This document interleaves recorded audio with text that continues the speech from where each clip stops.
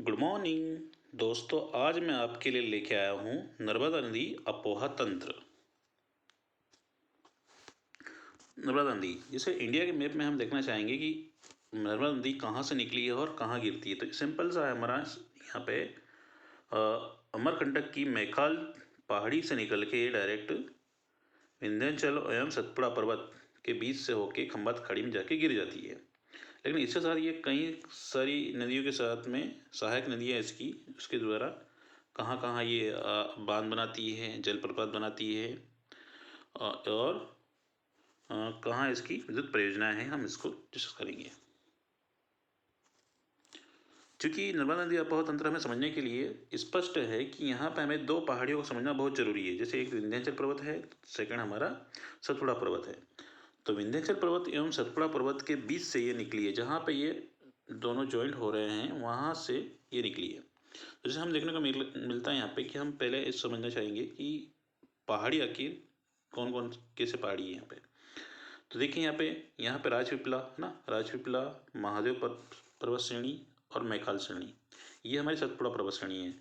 Next ऊपर देखेंगे हम लोग तो विंध्याचल पर्वत श्रेणी है और भांडेर श्रेणी है और कैमूर श्रेणी है ना। नेक्स्ट विंध्याचल पर्वत श्रेणी। देखिए विंध्याचल पर्वत श्रेणी में हमें क्या देखने को मिलता है, जैसे हमें विंध्याचल हमारा ऊपर का एरिया है यहाँ पे, ये देखिए तीन तीन श्रेणियाँ यहाँ पे। तो इस तरह से हम देखेंगे वाचू पॉइंट है यहाँ पे, असरपी पहाड़ी है, माउंट आबू जब जनापाह पहाड़ी है, मालवा क्षेत्र जहाँ से 7.5 नदियाँ निकलती है, काकड़ी बड़ी पहाड़ियाँ हैं यहाँ पे। जैसे इस तरह से हम देखेंगे तो ये देखिए भांडेर श्रेणी में हमें क्या क्या मिलता है, सलकनपुर पहाड़ी है जहाँ माता जी का मंदिर है सलकनपुर में। दतिया सोनागिरी यहाँ पे है ना। और देखेंगे रायसेन भीमबेटका जो प्रसिद्ध है, ऐतिहासिक धरोहर हमें देखने को मिलता है। आगे अगर देखेंगे हम लोग यहाँ पे तो यहाँ मिथेन गैस के भंडार भी हमें मिले हैं। विंध्याचल की सबसे ऊंची चोटी है ना, सद्भावना चोटी भी यहीं पे है। कालूमार ऊंचाई 752 मीटर है, दमोह में ये भांडेर श्रेणी के अंदर आता है। इसी तरह से हम कैमूर पर्वत श्रेणी पे जाएंगे तो माँ शारदा का मंदिर हमें देखने को मिलता है, जिस त्रिकुटा पर्वत बोलते हैं है ना। रीवा पन्ना का पठार है यहाँ पे, त्रिकुटा पर्वत माँ शारदा का मंदिर है मैयर में है ना। इस तरह से हम देखेंगे तो यह तो हमारा हो चुका विंध्याचल पर्वत। ये हम देखेंगे अब सतपुड़ा मैकाल श्रेणी में। जैसे नीचे वाला एरिया हम देखते हैं तो यहाँ पे देखिए गुजरात, महाराष्ट्र और मध्य प्रदेश से ये लगा हुआ है सतपुड़ा पर्वत विस्तार। तो देखो असीरगढ़ किला है, ब्रह्मपुर दर्रा है ना, ब्रह्मपुर दर्रा जहाँ से असीरगढ़ किला फेमस है, ग्वालियर, बीजागढ़, अखरानी है ना। ये बीजागढ़ ये क्वेश्चन आ चुका है MPPSC में। बड़वानी की पहाड़ियाँ, अखरानी की पहाड़ियाँ, ये भी क्वेश्चन आ चुके। तो ये कंटिन्यू इस पहाड़ियों से भी क्वेश्चन आ रहे हैं। हम ओनली अगर नर्मदा नदी को फोकस करके चलेंगे तो ऐसा काम नहीं चलेगा, हमें पहाड़ियों को भी साथ में लेके चलना पड़ेगा। जैसे चुलगिरी पहाड़ी है जिसकी ऊंचाई है 1215 मीटर है ना, 52 गजा, जहाँ बड़वानी में फेमस है ना। जिसे हम ऊपर चलेंगे यहाँ पे कोपांचल पर्वत ही है ना, कोपांचल पर्वत है, जयसी, विलुआ, ये आपका सतपुड़ा पर्वत का भाग नहीं है बट ये अलग पहाड़ियाँ हैं। ये सिद्ध बाबा की चोटी जो हम उसमें देखना भूल गए थे, सिद्ध बाबा की चोटी भी आपको देखने को मिलती है, जो सबसे ऊंची चोटी है मध्य भारत की। जैसे हम नीचे देखते हैं महादेव पहाड़ियाँ, जैसे हमने यहाँ पे राजपीपला की इतनी श्रेणियाँ हो चुकी है ना। कौन कौन सी श्रेणियाँ हो चुकी है, असीरगढ़, कोइलगढ़, बीजागढ़ और अखरानी है ना, और बड़वानी की पहाड़ियाँ जैसे 52 गजा देखने को मिला था। इसी तरह से हम देखते हैं महादेव पर्वत श्रेणी ये काफ़ी इंपॉर्टेंट है। यहाँ पे हमें धूपगढ़ देखने को मिलता है जिसकी ऊंचाई 1350 मीटर, जो मध्य प्रदेश सबसे ऊंची चोटी है। चौरागढ़ 1330 मीटर है, सेकंड आती है। नंदीगढ़, कालीभीत बैतूल में जो है ना। महादेव पर्वत श्रेणी में गोलीगढ़ पूर्णा नदी है ना, यहाँ पूर्णा नदी भी यहीं से आसपास से निकली है। और नेक्स्ट हम देखेंगे मैकाल पर्वत श्रेणी, ये हमारे लिए इंपॉर्टेंट है क्योंकि इसको समझने के लिए हमें पूरा पर्वत श्रेणी से समझना बहुत जरूरी है ना। तो मैकाल पर्वत श्रेणी, तो हम देख रहे हैं कि हमारे पास कितनी सतपुड़ा श्रेणी की 3 श्रेणियाँ है ना। कौन कौन श्रेणी है, एक तो राजपीपला हो चुका है, सेकंड महादेव पर्वत श्रेणी और मैकाल श्रेणी। तो मैकाल श्रेणी से माँ नर्मदा जी निकली है अमरकंटक से, है ना। देखिए मैकाल श्रेणी के भाग दे रहे हैं। पर्वतराज बोलते हैं अमरकंटक पठार है, ये इसकी ऊंचाई है 1066 मीटर। ये हमें इंपॉर्टेंट समझना बहुत जरूरी है। जैसे अचानक मार है, इसको जो बायोस्फीयर में घोषित किया है ना, मध्य प्रदेश प्लस उटगढ़ में है। लांजी भी यहीं पे है, किरनार घाटी है ना, किरनार घाटी मध्य प्रदेश की, है ना। फिर खनिज एवं वन यहाँ पर्याप्त मात्रा में पाए जाते हैं। चौगन का किला है ना, नसीगढ़। नेक्स्ट, तो अब हम सीधे चलेंगे नर्मदा नदी अफवाह तंत्र में। हमारा पहाड़ी हो चुका है, तो कहाँ से निकली हम इसको अच्छे समझ चुके हैं। नर्मदा नदी का उद्गम, नर्मदा नदी जी का उद्गम खास तौर पे कहाँ पे हुआ, मैकाल पर्वत श्रेणी के अमरकंटक से हुआ है। यहाँ पे हमने स्पष्ट लिखा है, देखिए यहाँ पे नर्मदा नदी देश की 5वीं सबसे बड़ी नदी है। देश की सबसे बड़ी नहीं है ये, मध्य प्रदेश की नर्मदा नदी गंगा के समान, है ना, क्या देखा है, गंगा के समान पवित्र मानी जाती है। ये इंपॉर्टेंट पॉइंट है कि हम एक तो 5वें नंबर की नदी है भारत में, है ना, और दूसरा हमारे पास यहाँ पे पवित्र नदी किसके समान है, गंगा नदी के समान, जो हमें पहले पढ़ चुके हैं। अमरकंटक अनूपपुर, देखिए यहाँ पे कहाँ से निकली है, अमरकंटक अनूपपुर पुष्पराजगढ़ तहसील से नर्मदा कुंड से। कहाँ से निकली है, नर्मदा कुंड से, क्योंकि ये काफी इंपॉर्टेंट है। नर्मदा कुंड से नर्मदा नदी का उद्गम हुआ है, ठीक है। देखिए यहाँ पे, तो ये रिफ्ट वैली में बहते हुए, देखिए रिफ्ट वैली में बहते हुए ये डायरेक्ट कहाँ, एस्चुरी का निर्माण करते हुए खंबात खाड़ी में गिर जाती है, जिसको हम अरब सागर बोलते हैं। ये विंध्य पर्वत श्रेणी देखने को मिल रही है आपको, और ये सबसे बड़ी पर्वत श्रेणी जो हम पर्वत श्रेणियाँ ऊपर पढ़ चुके हैं, इसलिए हमें स्पष्ट नजर आ रहा है कि वो दो पर्वत के बीच में ही जाके बह रही है ना, एस्चुरी का निर्माण कर रही है। जैसे हम देखेंगे इसकी लंबाई है ना कितनी है, टोटल अगर लंबाई हम देखेंगे तो ये कुल यहाँ 15 नहीं 16 जिलों से होकर गुजरती है। कुछ सबका सिवनी जिला भी इसमें इंक्लूड है। नर्मदा नदी की लंबाई 12-13 मीटर है, ठीक है।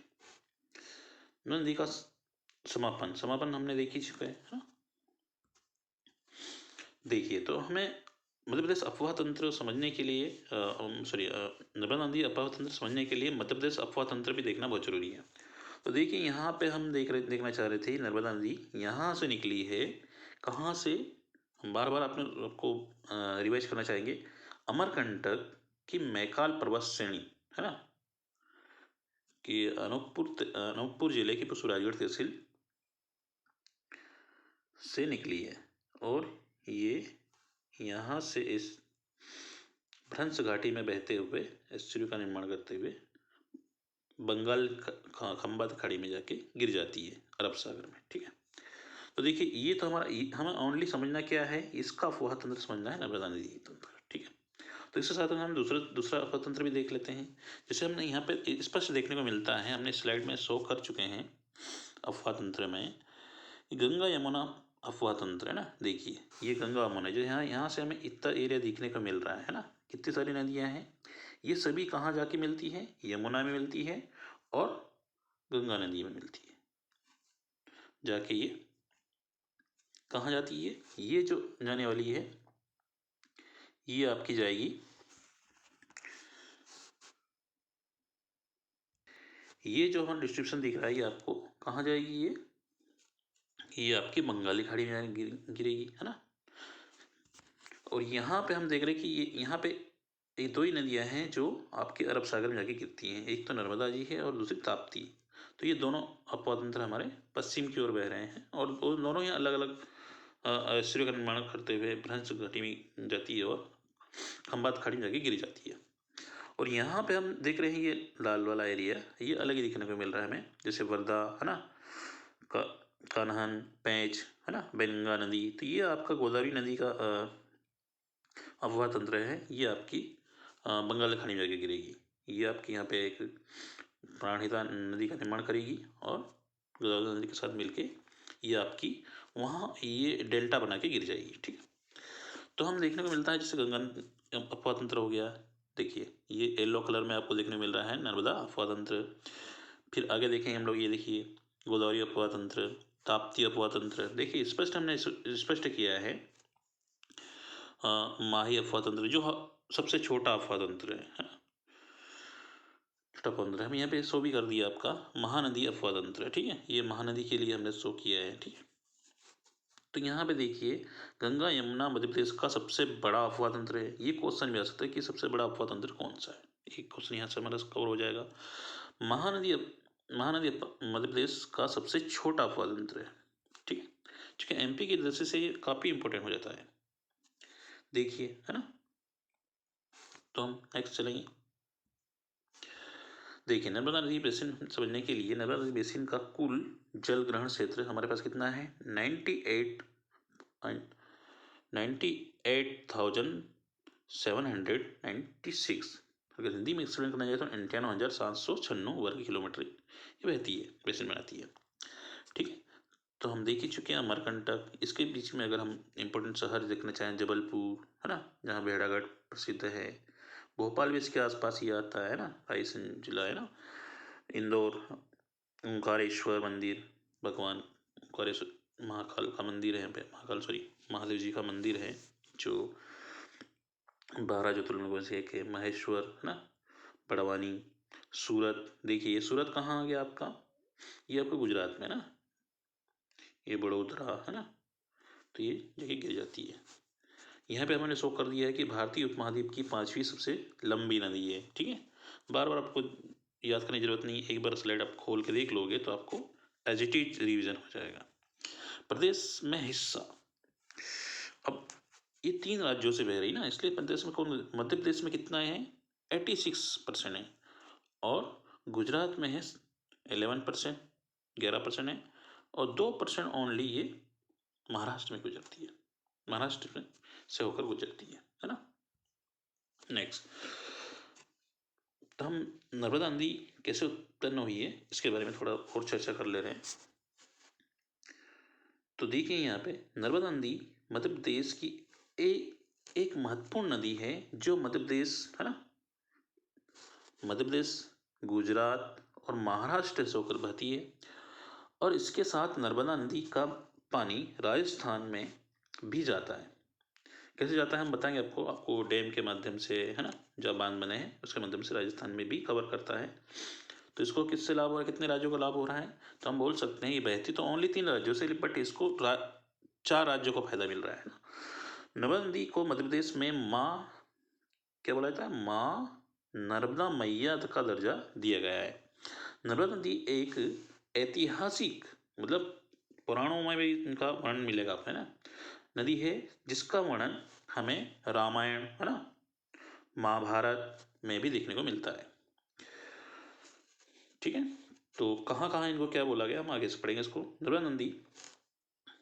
नर्मदा नदी को प्राचीन काल में रेवा, देखिए प्राचीन काल में क्या बोलते हैं, रेवा नदी के नाम से भी जानते हैं। यह मध्य प्रदेश की सबसे बड़ी नदी है, आ गया ना, क्योंकि क्वेश्चन आ सकता है हमारे लिए कि मध्य प्रदेश की सबसे बड़ी नदी कौन सी है, तो हम क्या बोलेंगे नर्मदा नदी, ठीक है।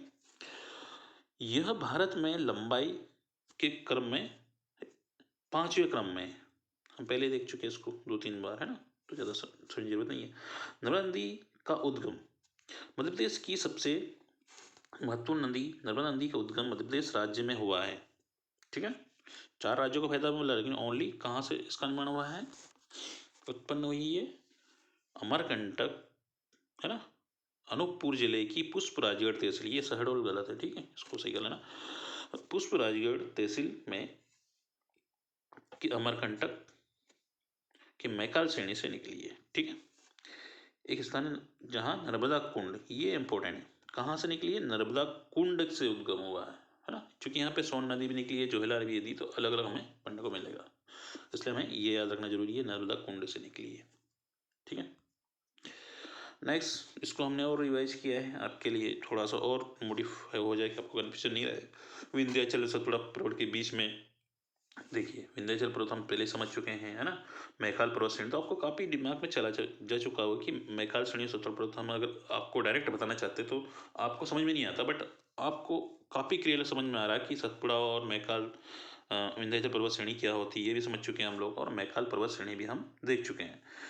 और अमरकंटक तो आप जाके देखिए लोगे कि ये पुष्प राजगढ़ तहसील, ये भी देख चुके हैं हम लोग ना, नर्मदा कुंड से निकली है कुंड, है ना। ये पूर्व दिशा से नदी का उद्गम होता है। कहाँ से होता है? पूरब की ओर से, है ना। सिंपल सी बात है, पूरब पश्चिम उत्तर दक्षिण पता ही है।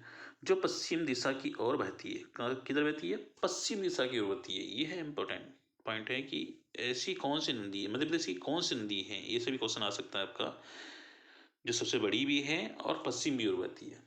ठीक है, तो आप क्या बताओगे? और प्लस आपका एस्चुरी या भ्रंश घाटी में बहते हुए एस्चुरी का निर्माण करती है। तो आपको इस लॉजिक वाले क्वेश्चन पूछे जा सकते हैं, इसलिए हमने इसको रख दिया यहाँ पे। नर्मदा नदी का समापन नर्मदा नदी पश्चिम में 15 जिलों से होकर जाती है। बट ये 16 जिलों आप देखने को मिलेगा, इसमें हो सकता है पुराना प्रिंट हो, है ना। 16 जिलों से होकर गुजरती है, हम इसको 16 जिले को गिनवाएंगे, है ना। नर्मदा नदी की लंबाई 12-13 किलोमीटर है। कितनी है टोटल लंबाई हमें देखने को मिलती है, हमने पहले भी डिस्कस कर चुके हैं इसके बारे में। 1077 किलोमीटर ये मध्य प्रदेश में बहती है, बाकी महाराष्ट्र और गुजरात में बहती है। तो 161 किलोमीटर 161, है ना, 161 ये गुजरात में, और ओनली 74% ये आपकी महाराष्ट्र में बहती है।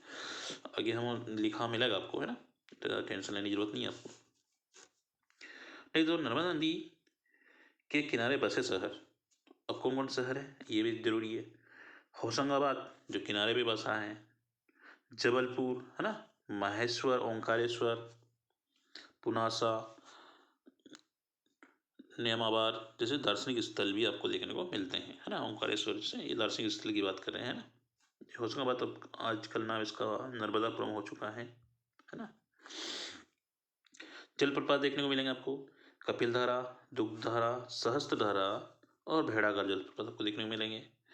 इसमें प्रमुख योजनाएं बनी है, रानी अवंतीबाई सागर परियोजना, बरगी परियोजना, है ना, जो जबलपुर में है ना, देखने को मिलेगी आपको।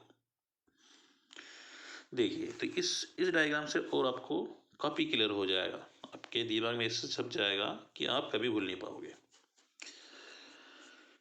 देखिए यहाँ पे अमरकंटक की पहाड़ियाँ, मैकाल श्रेणी, ठीक।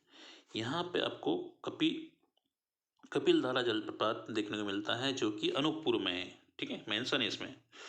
दुग्धधारा जलप्रपात भी आपका अनूपपुर में ही है, ठीक है। तो आपको पूछा जा सकता है क्वेश्चन कि कपिलधारा एवं दुग्धधारा जलप्रपात किस जिले में है ना। तो आपको लोकेशन पता होना चाहिए, आपको मैप में देखेंगे हम लोग तो अनूपपुर जिले में है ये दोनों। आगे हम देखेंगे अनूपपुर जिले से ये जो निकलती है तो ये 2 जलप्रपात बनाती है, एक फिक्स हो चुका है। नेक्स्ट हम देखेंगे यहाँ पे तो डिंडोरी जिला, है ना। आगे कौन सा जिला आता है हमारा? डिंडोरी जिले में जाती है, और बंजर नदी से इसकी सहायक नदी। फर्स्ट एक क्वेश्चन भी आपके लिए आ सकता है कि फर्स्ट हमारी, है ना, पहली सहायक नदी कौन सी है? तो बंजर नदी, जो कौन सी साइड से मिलती है? तो हम अगर देखना चाहेंगे तो इधर हमारा राइट हो जाएगा, ये हमारा लेफ्ट हो जाएगा, तो लेफ्ट साइड से मिलती है बंजर नदी, ठीक। सेकंड हम देखेंगे जबलपुर, है ना, यहाँ से फिर मंडला जाती है, देखिए यहाँ पर मंडला जाएगी, ये मंडला जाएगी और बंजर नदी से मिल जाएगी, ठीक है। डिंडोरी में तो कोई नदी है ही नहीं, है ना। फिर ऊपर चढ़ेगी, फिर यहाँ से जैसे तो प्रायद्वीपीय है ना, तो मंडला शहर को बोल सकते हो कि प्रायद्वीपीय जिला मान सकते हो। ऐसा कौन सा जिला है, या क्वेश्चन आ सकता है आपका कि ऐसा कौन सा जिला है जो नर्मदा नदी के बीच में या प्रायद्वीपीय जिला माना जाता है। जैसे हम प्रायद्वीपीय भारत बोलते हैं, जैसे इस तरह से प्रायद्वीपीय भारत जहाँ पे पूरा समुद्र है आपका फैला हुआ है ना, पानी पानी है, तो इस तरह से यहाँ पे आपका मंडला देखने को मिलेगा, ठीक है, ये इंपॉर्टेंट है। अगर देखिए जबलपुर, आगे चले ऊपर चढ़ेंगे तो हम जबलपुर मिलेगा हमें, है ना। देखिए जबलपुर लिखा है यहाँ पे, है ना, जहाँ से हिरन नदी, है ना, हिरन नदी इसकी सहायक नदी है जो राइट ट्रिब्यूटरी है ना, सहायक नदी है। तो यहाँ पे हमें धुआंधार जलप्रपात देखने को मिलता है। भेड़ाघाट भी यहीं पे आपका, है ना, बरगी बांध भी यहीं पे है, देखिए, है ना। आगे हम चलेंगे तो ये शेर नदी, देखिए इसे शेर नदी, है ना, शेर नदी मिलती है नरसिंहपुर साइड, जब नीचे चलेंगे तो, है ना, शेर नदी और शक्कर नदी, ये 2 नदी आपकी मिलती है, सहायक नदियाँ इसकी। फिर आगे और चलेंगे तो बरना नदी, है ना, बारना नदी देखिए, जहाँ पे बारना बांध रायसेन में, है ना, रायसेन जिले में बारना बांध है। आपको एक एक चीज फैक्ट क्लियर हो जाएंगे, अब जरा टेंशन लेने की जरूरत नहीं है आपको, सारे फैक्ट आपको एक ही डायग्राम से क्लियर कर देंगे। नेक्स्ट देखिए तवा बांध, है ना, तवा बांध भी है, ये बांध बना है जो मध्य प्रदेश का सबसे बड़ा बांध है, ठीक है, बाकी का पता नहीं लेकिन मध्य प्रदेश का सबसे बड़ा बांध है, ठीक है। तवा बांध ये देखने को मिलता है, नर्मदा नदी पर बना है। ये आपका होशंगाबाद देखने को मिलेगा, बरना नदी रायसेन में है ना, देख लिया हमने, है ना। कोलार बांध भोपाल में है, जहाँ से पूरा भोपाल ही पानी पी रहा है, ठीक है, कोलार बांध बना है। ये लूनी नदी यहाँ पे मिलती है, कोलार नदी मिलती है ना। नेक्स्ट छोटा तवा नदी, छोटी तवा नदी भी आपकी इधर से है, तो आपको छोटा बड़ा बोल सकते हैं, है ना। आगे चलेंगे तो ये हमारा खंडवा पड़ेगा, हरदा, है ना, हरदा वर्धा, है ना, चंद्रशेखर, ओंकारेश्वर, है ना, ये देखिए यहाँ पे। फिर यहाँ पे इंदिरा सागर बांध बनेगा खंडवा में, ठीक है, इंदिरा सागर बांध बनेगा। इस पे आपका फ्लोटिंग वो इधर संयंत्र भी बना रहे हैं हम लोग, है ना, वो भी अब देखने को मिलेगा। ओंकारेश्वर खंडवा में बना है ये, देखिए, है ना, ये ओंकारेश्वर बांध, इंदिरा सागर बांध, है ना, खंडवा में है। फिर आगे चलेंगे हम लोग, है ना, ओंकारेश्वर में बांध बना है, 3 बांध ये आपको कंटिन्यू देखने को मिलेंगे। महेश्वर बांध ये देखिए, महेश्वर नदी पे, है ना। नेक्स्ट देखेंगे मान बांध, जो धार जिले में है ना, जो जमजेराबाद में बना हुआ है, बीच में बना है मान नदी पे। नेक्स्ट ओंकारेश्वर बांध तो हम देख ही चुके हैं, ठीक है। महेश्वर आ गया, है ना, मान नदी यहाँ से मिलती है और नर्मदा जी के साथ खंबा से खड़ी में जाके गिर जाती है। इधर बड़वानी आ गया आपका शहर, है ना, बड़वानी। नेक्स्ट हथनी नदी, ये जोबट बांध परियोजना है, हथनी नदी, ये सहायक नदी आ रही है आपकी, यहाँ पे हथनी परियोजना भी चल रही है आपकी, ठीक है। तो इस डायग्राम से आपको काफी कुछ समझने को मिल चुका होगा।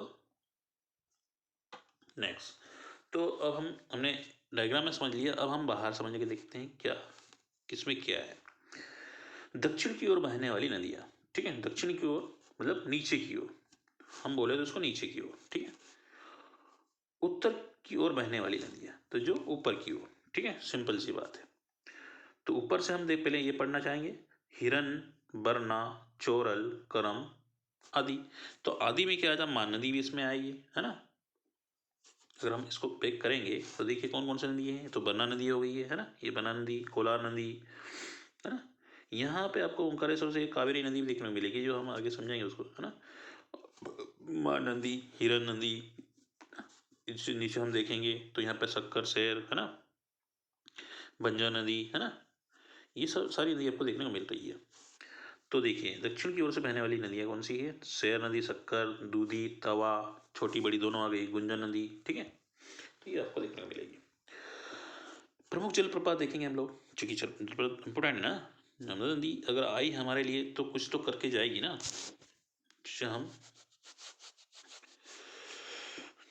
धुआंधार जलप्रपात, धुआंधार जलप्रपात देखिए, नर्मदा नदी जबलपुर में है ये, ठीक है, धुआंधार। मांधाता जलप्रपात, मांधाता किसको बोल रहे हैं, ओंकारेश्वर, नर्मदा नदी खंडवा में ही है, ठीक है। सहस्त्रधारा जलप्रपात, है ना, नर्मदा नदी महेश्वर में है ये।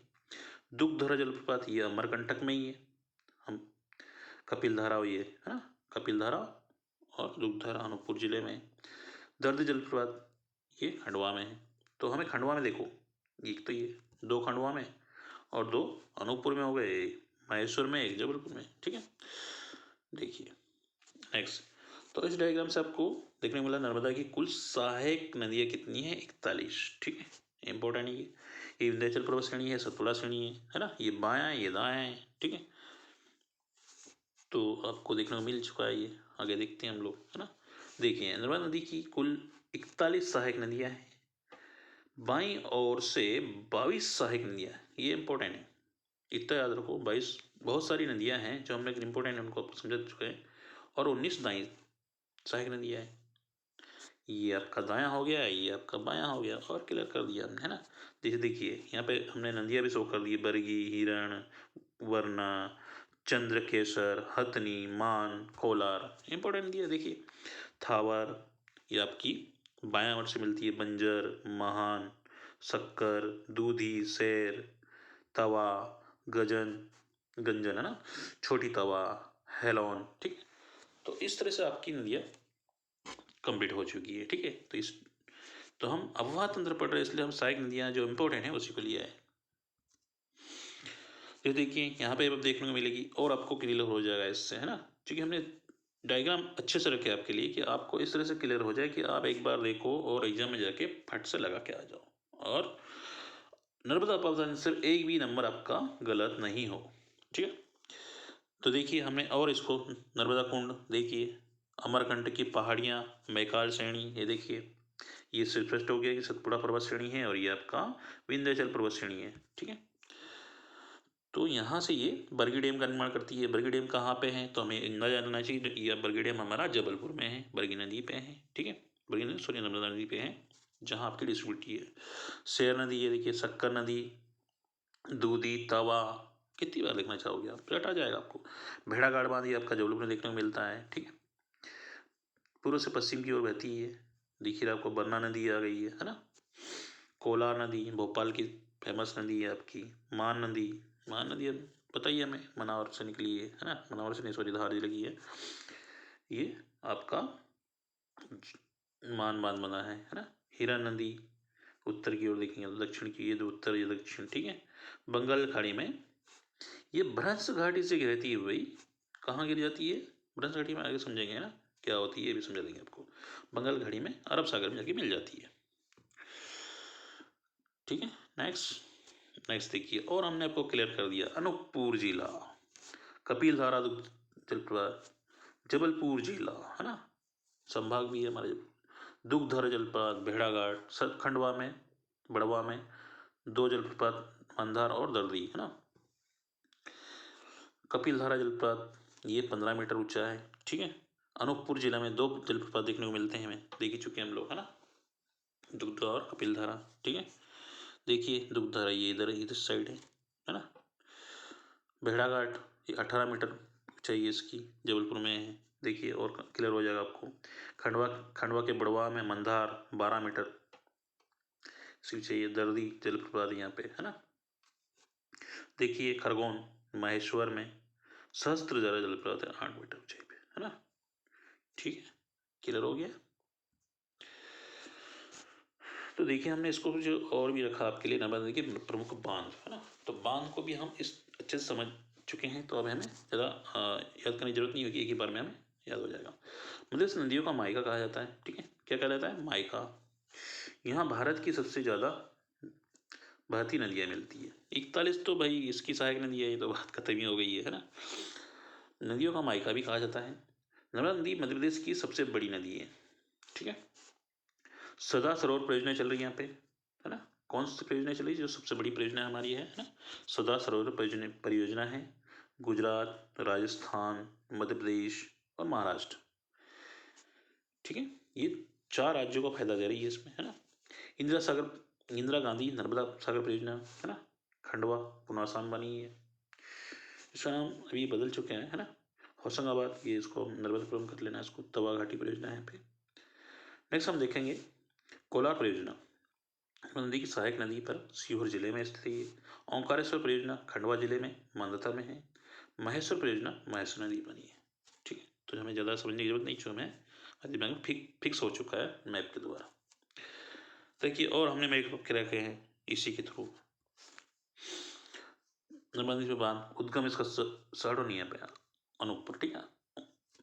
अमरगढ़ की पुष्प राजगढ़ तहसील से हुई है। नर्मदा नदी का उद्गम मध्य प्रदेश में हुआ है ना। अमरकंटक पहाड़ी जो विंध्याचल पर्वत की मैकाल श्रेणी में, पर्वत की मैकाल श्रेणी में सतपुड़ा पर्वत मध्य में हुआ है, ठीक है, मध्य में ध्यान रखना, हम समझ चुके हैं ज़्यादा। बरगी बांध जबलपुर में, रानी अवंती सागर ये भी परियोजना हम देख लीजिए, है ना, 90 मेगावाट बिजली से उत्पन्न की जा रही है ना। सतपुड़ा पर्वत श्रेणी है ना, ये देखिए यहाँ पे हमारा हो चुका है नर्मदा घाटी परियोजना, है ना। ये यहाँ में नर्मदा घाटी परियोजना ये जो बनी है आपकी, ये 1000 मेगावाट है, हम देख लेंगे इसकी परियोजना बनी है।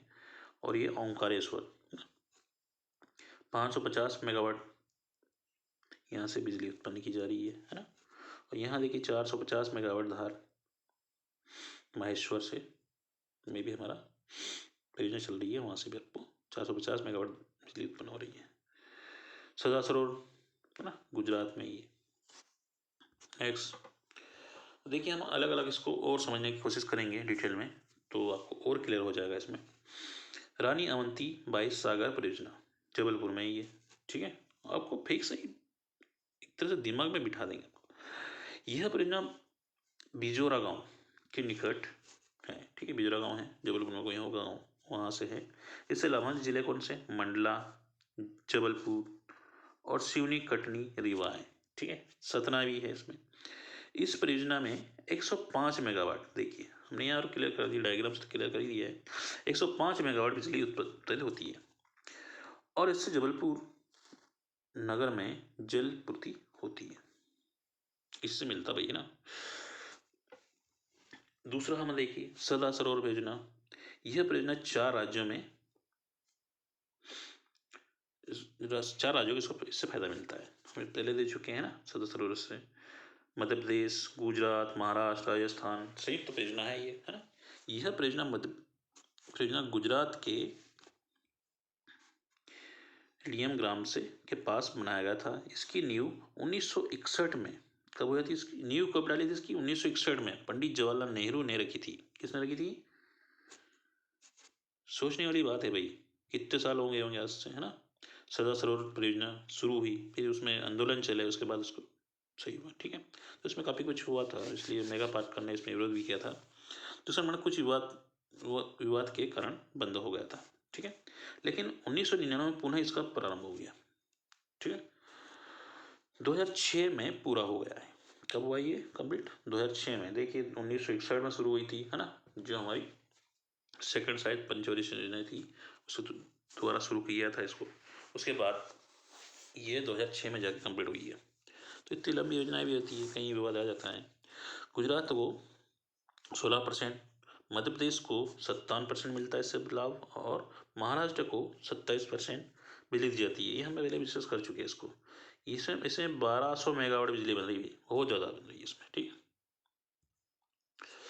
नेक्स्ट हम देखेंगे इंदिरा सागर या नर्मदा सागर परियोजना। यह परियोजना मध्य प्रदेश की सबसे महत्वपूर्ण परियोजना, बड़ी नहीं है, ठीक है।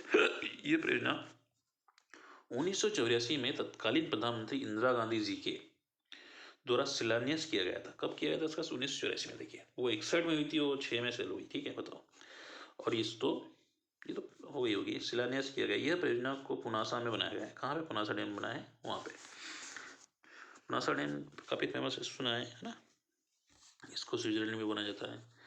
इस परियोजना में 1015 मेगावाट बिजली बन रही है, क्योंकि उस सरदार सरोवर से तो कम ही बन रही है। ये खंडवा, खरगोन और बड़वानी, ठीक है, इससे लाभ बनते हैं। नेक्स्ट हम देखें ओंकारेश्वर परियोजना। यह नर्मदा नदी में 400 मेगावाट बिजली बन रही है, ठीक है, इस परियोजना में। महेश्वर, वही लास्ट है, महेश्वर परियोजना। यह मध्य प्रदेश की नर्मदा नदी अंतिम बहुत परियोजना है, जो 400 मेगावाट बना रही है बिजली, है ना।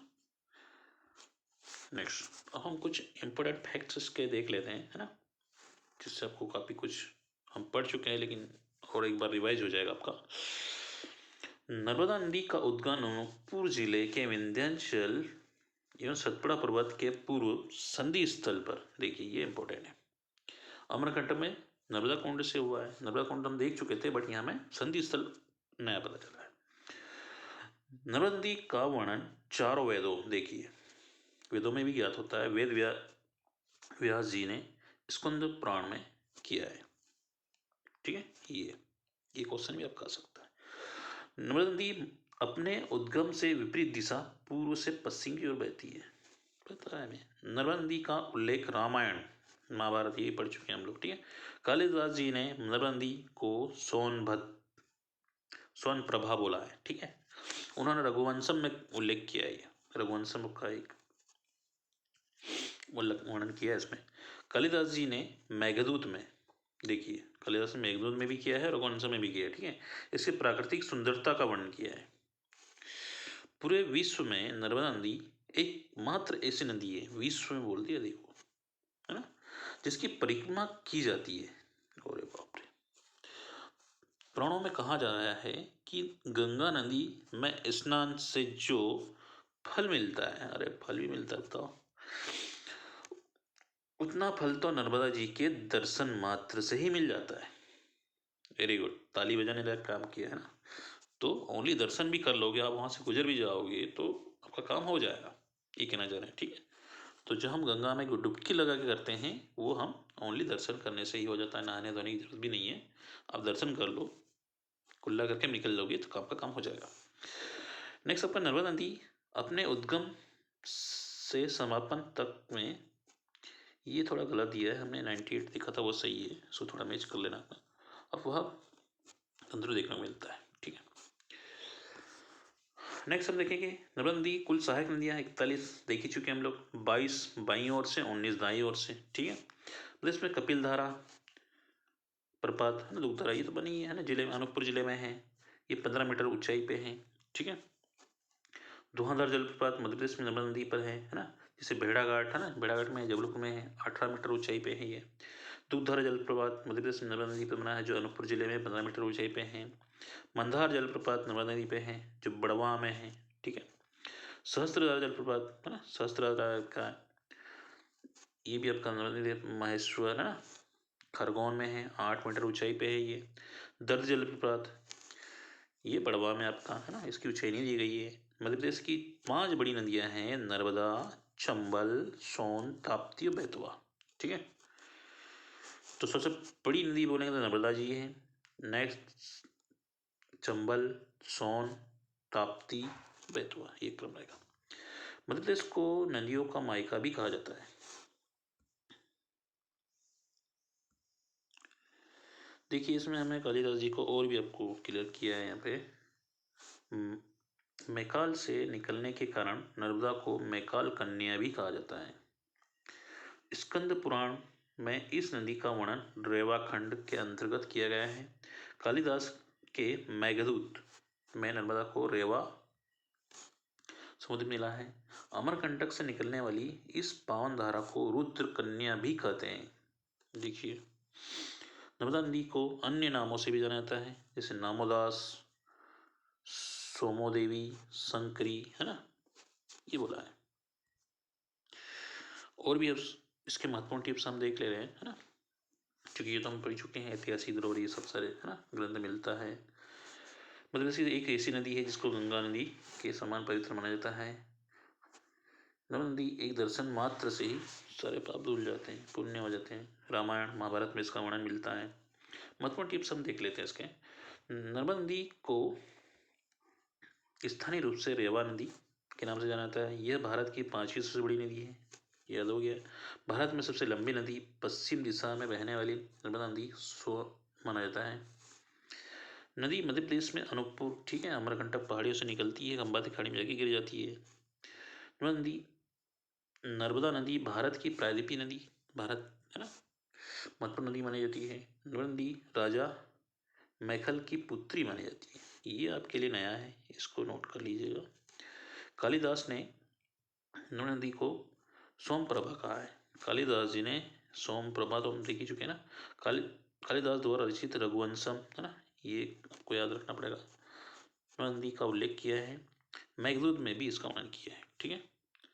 तो सभी को थैंक यू, और इसको ज़्यादा शेयर करें एंड लाइक करें, जिससे हमें और भी वीडियो बनाने मोटिवेट। आपको पसंद आया हो तभी शेयर करें और लाइक करें, अन्यथा नहीं करें। धन्यवाद, थैंक यू।